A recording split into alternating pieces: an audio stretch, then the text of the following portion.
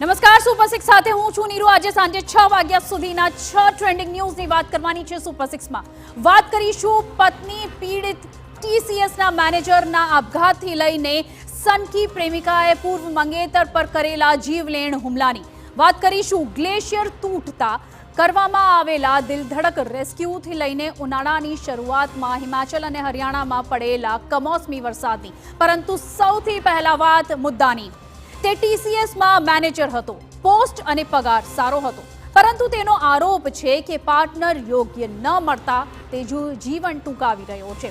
ઘટના છે આગ્રાની, જ્યાં ફરી એક વખત અતુલ સુભાષ જેવો કિસ્સો સામે આવ્યો છે। અને સાથે જ બીજા મુદ્દામાં આપણે વાત કરવાની છે એક એવા મહત્વપૂર્ણ મુદ્દાની કે જેમાં યુવતીની જેનો પ્રેમ અધૂરો રહી ગયો અને તેણે 13 વર્ષ પૂર્વે તૂટેલી સગાઈનો બદલો લેવા પૂર્વ મંગેતરને કારથી કચડી નાખવાનો પ્રયાસ કર્યો હતો।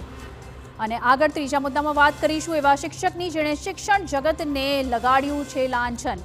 શાળામાં જેને આપણે સૌથી વધુ સન્માન આપીએ છીએ એ જ શિક્ષક દીકરીઓ પર બગાડી રહ્યા છે દાનત।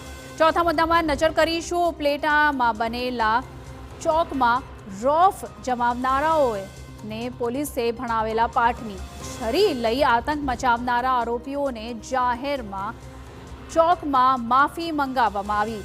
પાંચમા મુદ્દામાં વાત કરીશું જમોલીમાં થયેલા હિમસ્ખલનની, જેમાં 57 મજૂરો ફસાયા હતા, પરંતુ 16નો બચાવ કરવામાં આવ્યો અને હજુ પણ રેસ્ક્યુ ઓપરેશન શરૂ છે। અને સુપર 6માં અંતમાં જોઈશું ગ્લોબલ વોર્મિંગના કારણે બદલાતું હવામાન। ઉનાળાની શરૂઆતમાં હિમાચલ, કાશ્મીર અને હરિયાણામાં વરસાદ પડતા નદીઓમાં આવ્યા છે પૂર।